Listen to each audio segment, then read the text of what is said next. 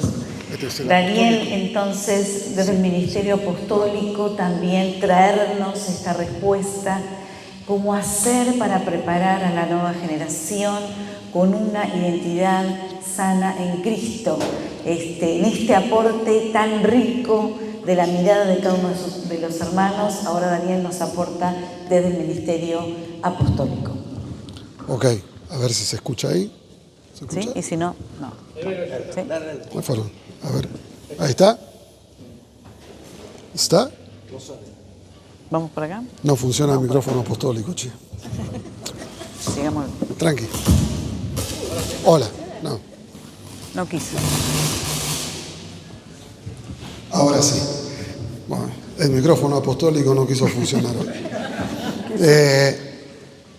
Bueno, yo soy el que vengo acá a traer discusión, ¿no? Cuando uno habla de lo que es el ministerio apostólico, ¿no? Depende de la extracción de iglesia que vengamos, va a ser aceptado o va a sacar hemorragias internas muy fuertes. Pero es poder entender que la palabra de Dios nos habla de este ministerio, hay bastante referencia, y seguramente con los otros ministerios ninguno tiene conflicto, ¿no? Y tal vez por el mal uso de lo que es la dinámica apostólica genera, ¿no? Un rechazo, tal vez lo profético también, ¿no? Por el mal uso, pero ninguno de nosotros puede negar que, por un lado, Jesús era pastor, ¿estamos de acuerdo? Discipulaba, era un pastorazo. Ninguno va a discutir que Jesús era un gran maestro, ¿estamos de acuerdo con eso? Jesús era un evangelista, daba a conocer al Padre. Jesús era un profeta también, ¿o no? Y Jesús también era un apóstol porque fue enviado por el Padre aquí a la tierra. Entonces vemos que estas dinámicas ministeriales tienen que ver con la persona de Jesús. Y si algo de esto falta, algo de Jesús está ausente dentro de nuestras iglesias. Ahora bien, ¿cómo ayudar o cómo trabajar apostólicamente con los chicos, con las nuevas generaciones? Y Hernán hablaba, ¿no? Ahí en 1 Corintios 3:10 vos encontrás a Pablo. En 1 Corintios 3 y 4 Pablo da 3 características de lo que es el ministerio apostólico. Él habla de un perito arquitecto, habla de ser administradores de los misterios de Dios y habla de ser padres espirituales. Pero yo me quiero enfocar en esta imagen del perito arquitecto, ¿no? Esta imagen creo que es clave para nosotros entender. Un arquitecto no es un albañil, ¿estamos de acuerdo? Aunque el albañil puede saber mucho de arquitectura por su experiencia. Ahora, el arquitecto es aquel que recibe de parte del dueño de la propiedad o del terreno donde se va a construir el deseo del corazón del dueño. Entonces, si vos vas a construir y contratás a un arquitecto, le vas a decir, mira, yo quiero una casa que tenga 5 dormitorios, 3 dormitorios con baño en suite, pileta. ¿Cuántos dicen amén? Un gran comedor, un quincho con parrilla de 2 metros por lo menos, ¿no? Holocaustos hay que tener. Y el arquitecto lo que va a hacer es interpretar lo que el dueño quiere y va a armar el diseño, va a plasmar en un diseño lo que está en el corazón de quien lo contrató, ¿no? Entonces se lo va a presentar al dueño y va a decir, genial, está buenísimo, o le va a decir, mira, esto poneme acá, acá, acá, me gusta más así, está, listo. Y el arquitecto es el encargado de dirigir la obra para que cuando la casa esté terminada, el dueño esté contento con eso. ¿Qué quiero decir con esto? Dios ha expresado lo que está en su corazón de lo que Él quiere de su casa. Tenemos toda una Biblia entera que expresa lo que está en el corazón de Dios. Y la tarea apostólica o la dinámica apostólica es justamente llevar a cabo ese diseño de Dios en la vida de las personas. Por eso se necesitan aquellos que discipulan, aquellos que enseñan, aquellos que bajan la palabra de Dios para ser entregada, aquellos que llevan la palabra de Dios para que conozcan, pero también necesitamos aquellos que están implantando ese diseño de Dios en la vida de las personas. Y es fundamental para nosotros poder entender que hoy lo que va a hacer el mundo es traer confusión a la vida de los más chicos. O sea, cuando vos ves toda la artillería que el enemigo tiene contra los chicos, vos te vas a quedar realmente pasmado de las cosas que el enemigo está haciendo a través de las redes, a través de las series, a través de las películas, a través de los juegos, a través de todo. Entonces, todos tenemos 7 días en la semana. ¿Estamos de acuerdo con eso? ¿Sí? Y 24 horas al día. Ninguno tiene más ni menos. Ahora, de todas esas horas de la semana, ¿cuánto tiempo la iglesia invierte en los más pequeños? ¿Cuánto tiempo de esas horas el enemigo invierte en los más pequeños? Y vos te das cuenta que hay un desbalance tremendo en eso. Y nos vamos a quedar cortos siempre. Ahora bien, para ejemplificar lo que te quiero decir con esto, quiero tomar como ejemplo la vida de Daniel. De hecho, hago el chivo valientes. No, es interesante verlo a Daniel. Daniel, cuando fue llevado cautivo a Babilonia, era un niño, posiblemente un adolescente, pero no tenía muchos años cuando fue llevado cautivo. Y es interesante que Daniel fue llevado esclavo, posiblemente los babilonios mataron a sus padres, ¿no? Y lo tenés a Daniel, un niño, en un lugar ajeno, siendo esclavo. La pregunta que yo me hago, ¿qué lo determinó a Daniel a decir, no me quiero contaminar con la comida del rey? Daniel y sus amigos, Misael, Azarías y Ananías, fueron formados en la cultura babilónica. Entonces, cuando nosotros vemos todo lo que el enemigo está haciendo contra las nuevas generaciones. Pero, ¿qué pasó en Daniel y sus amigos que dijeron, no me voy a contaminar?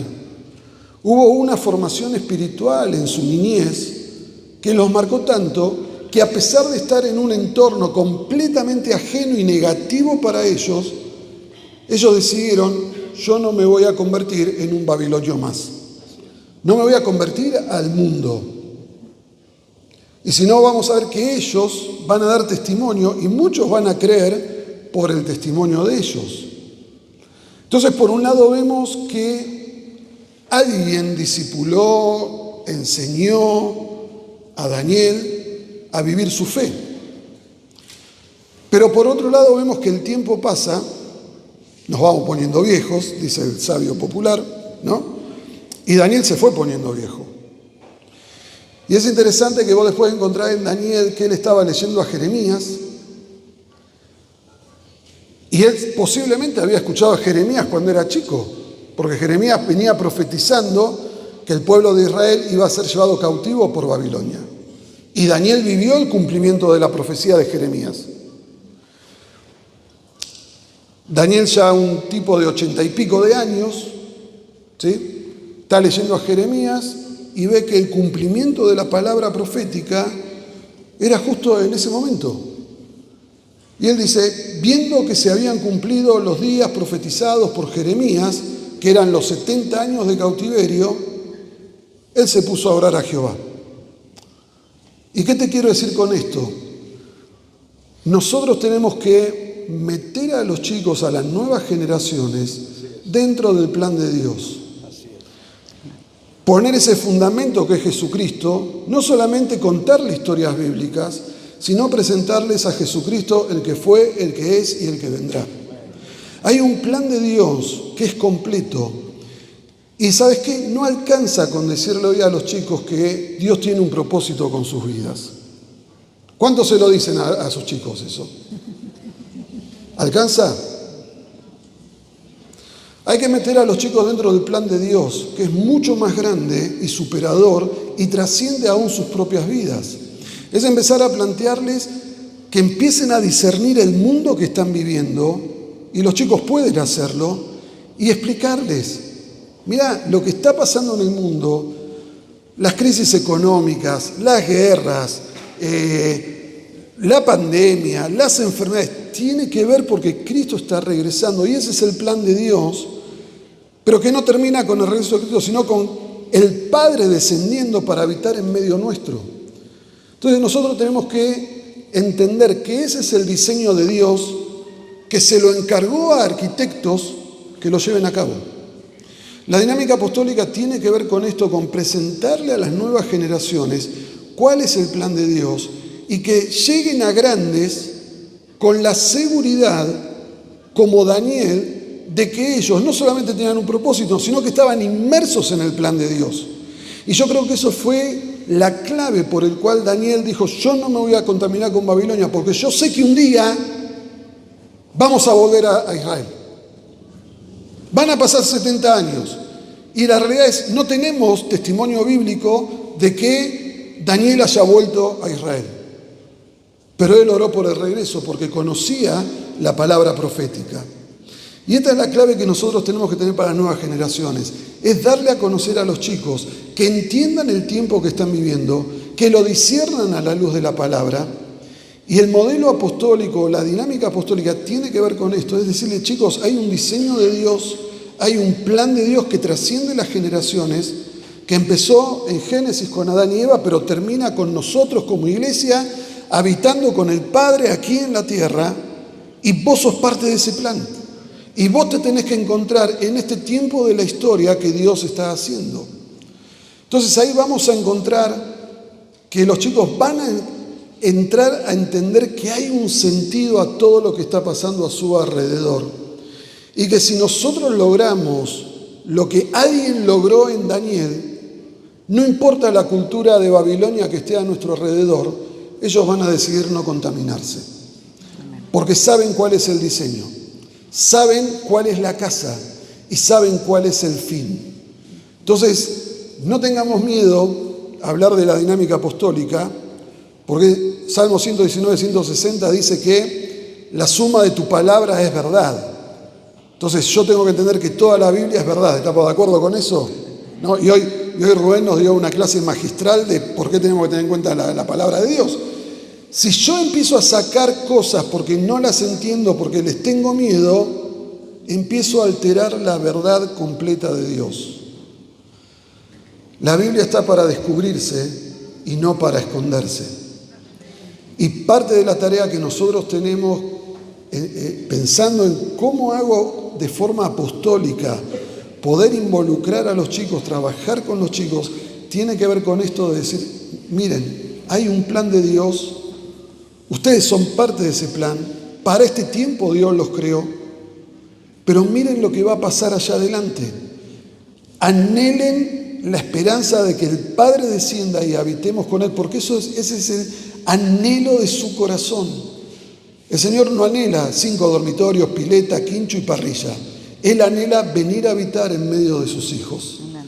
Y nosotros tenemos que trabajar con las nuevas generaciones y meterlos de lleno dentro de ese plan de Dios.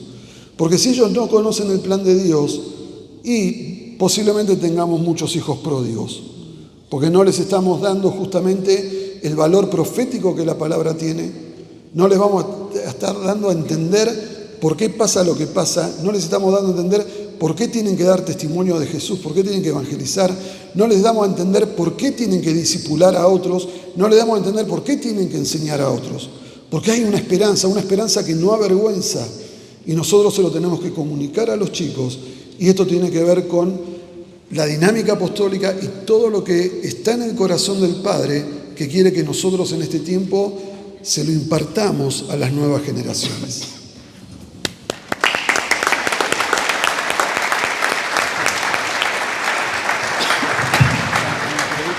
Muy agradecidos por este tiempo. Pueden pasar